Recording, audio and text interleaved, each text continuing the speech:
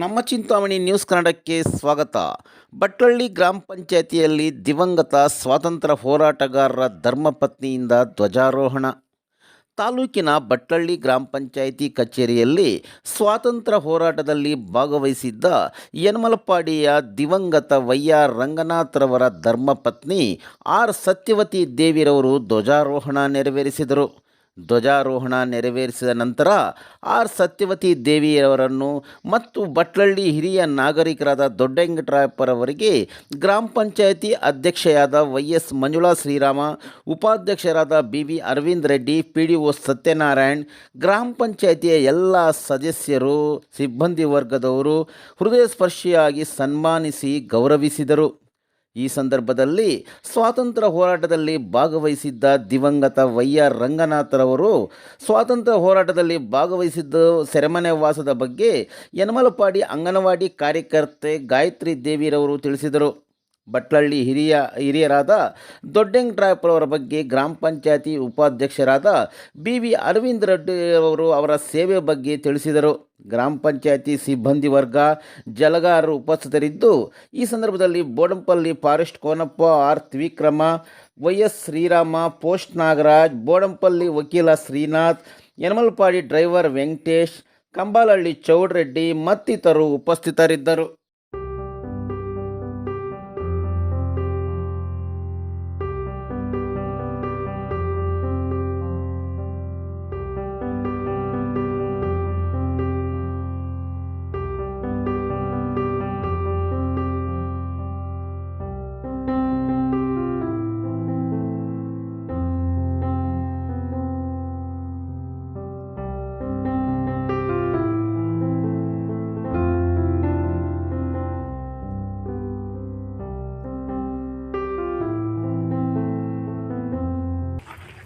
ನಮ್ಮ ಭಟ್ಕಳ ಗ್ರಾಮ ಪಂಚಾಯತಿ ವ್ಯಾಪ್ತಿಯ ಕಾರ್ಯಾಲಯದಲ್ಲಿ 75ನೇ ಸ್ವಾತಂತ್ರ್ಯ ಅಮೃತ ಮಹೋತ್ಸವ ಕಾರ್ಯಕ್ರಮವನ್ನು ಹಮ್ಮಿಕೊಂಡಿದ್ದು, ಜೊತೆಗೆ ಬೋಡಂಪಲ್ಲಿ ಗ್ರಾಮದ ಕೋನಕುಂಟ್ಲ ಕೆರೆಯ ಅಮೃತ ಸರೋವರ ಕಾಮಗಾರಿಯ ಪ್ರದೇಶದಲ್ಲಿ ಸಹ ಧ್ವಜಾರೋಹಣ ಕಾರ್ಯಕ್ರಮ ಹಮ್ಮಿಕೊಂಡಿದ್ದು, ಈ ಒಂದು ಕಾರ್ಯಕ್ರಮವನ್ನು ನೆರವೇರಿಸಲು ನಮ್ಮ ಗ್ರಾಮ ಪಂಚಾಯತಿ ವ್ಯಾಪ್ತಿಯ ಹಿರಿಯ ನಾಗರಿಕರು ಹಾಗೂ ಸ್ವತಂತ್ರ ಸೇನಾನಿಯವರ ಧರ್ಮಪತ್ನಿಯಾದ ಸತ್ಯವತಿ ದೇವಿಯವರನ್ನು ಮತ್ತು ಭಟ್ಕಳ ಗ್ರಾಮದ ಹಿರಿಯ ನಾಗರಿಕರಾದ ಶ್ರೀ ಬಿ.ವಿ. ದೊಡ್ಡವೆಂಕಟರಾಯಪ್ಪ ಅನ್ನೋರನ್ನ ಧ್ವಜಾರೋಹಣ ಕಾರ್ಯಕ್ರಮಕ್ಕೆ ಬರಬೇಕಂತ ಆಗಲೂ ಕೋರಲಾಗಿ ಅವರು ನಮ್ಮ ಮನವಿಗೆ ಹೋಗೊಟ್ಟು ಸಹೃದಯದಿಂದ ಬಂದು ಈ ಒಂದು ಕಾರ್ಯಕ್ರಮವನ್ನು ಯಶಸ್ವಿಯಾಗಿ ನಡೆಸಿಕೊಟ್ಟಿದ್ದಾರೆ.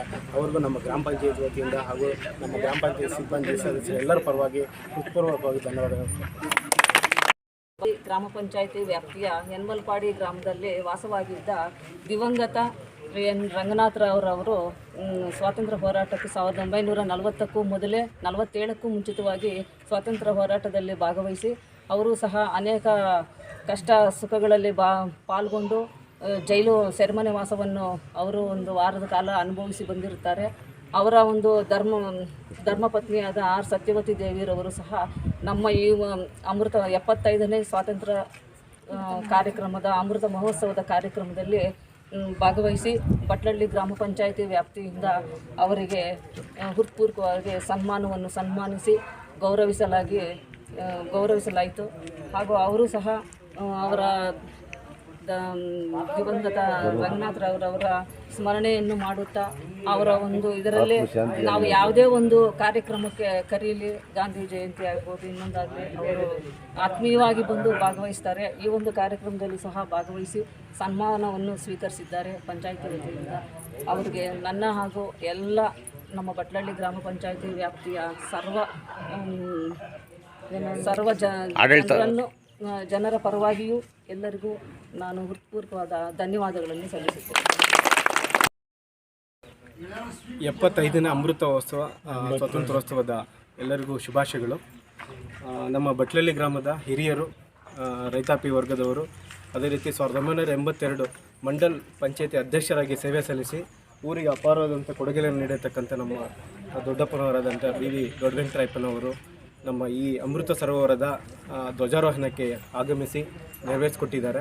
ಅವರಿಗೆ ನಮ್ಮ ಪಂಚಾಯತಿ ವತಿಯಿಂದ ನಾವು ಹೃದಯಪೂರ್ವಕವಾಗಿ ಅಭಿನಂದನೆ ಸಲ್ಲಿಸಿ ಅವರಿಗೆ ಗೌರವಿಸಲಾಗಿದೆ. ಇದೇ ರೀತಿ ಹಿರಿಯರು ನಮ್ಮ ಈ ರಾಷ್ಟ್ರೀಯ ಹಬ್ಬಗಳ ಆಚರಣೆ ಬಗ್ಗೆ ಅರಿವನ್ನು ಮೂಡಿಸಿ, ಯಾಕಂದರೆ ಅವರು ಮೊದಲು ನಮ್ಮ ಸ್ವತಂತ್ರ ತರಲು ಈ ದಿನವನ್ನು ನೆನಪಿಸ್ಕೊಳ್ಳೋದಕ್ಕಾಗಿ ಹಲವಾರು ಏನು ನಮ್ಮ ಸ್ವತಂತ್ರ ಹೋರಾಟಗಾರರು ಅವರು ತ್ಯಾಗ ಬಲಿದಾನಕ್ಕೆ ಈ ಒಂದು ನಮ್ಮ ಸಂಕೇತ ದಿನವಾಗಿರುತ್ತದೆ. ಆದ್ದರಿಂದ ವಿಶೇಷವಾಗಿ ಈ ವರ್ಷ ನಮ್ಮ ಏನು 75ನೇ ಅಮೃತೋತ್ಸವದ ತುಂಬಿರುವ ಸಲುವಾಗಿ ತುಂಬ ವಿಜೃಂಭಣೆಯಿಂದ ನಮ್ಮ ಬಟ್ಲಳ್ಳಿ ಗ್ರಾಮದಲ್ಲಿ ನಾವು ನೆರವೇರಿಸ್ಕೊಂಡಿದ್ವಿ. ಇದಕ್ಕೆ ಸಾಥ್ ನೀಡಿರ್ತಕ್ಕಂಥ ಎಲ್ಲ ಗಣ್ಯರಿಗೂ, ನಮ್ಮ ಗ್ರಾಮ ಪಂಚಾಯತಿ ಅಧ್ಯಕ್ಷರಾದ ಮಂಜುಳಾ ಶ್ರೀರಾಮಕ್ಕನವರಿಗೂ, PDO ಸರ್ ಅವರಿಗೂ, ಅದೇ ರೀತಿ ನಮ್ಮ ಎಲ್ಲ ಸದಸ್ಯರಿಗೆ, ಎಲ್ಲ ನಮ್ಮ ಜಲಗಾರರಿಗೆ, ಅದೇ ರೀತಿ ಎಲ್ಲ ಸಿಬ್ಬಂದಿಯವರಿಗೆ ನಾನು ಧನ್ಯವಾದಗಳು ಹೇಳ್ತೀನಿ.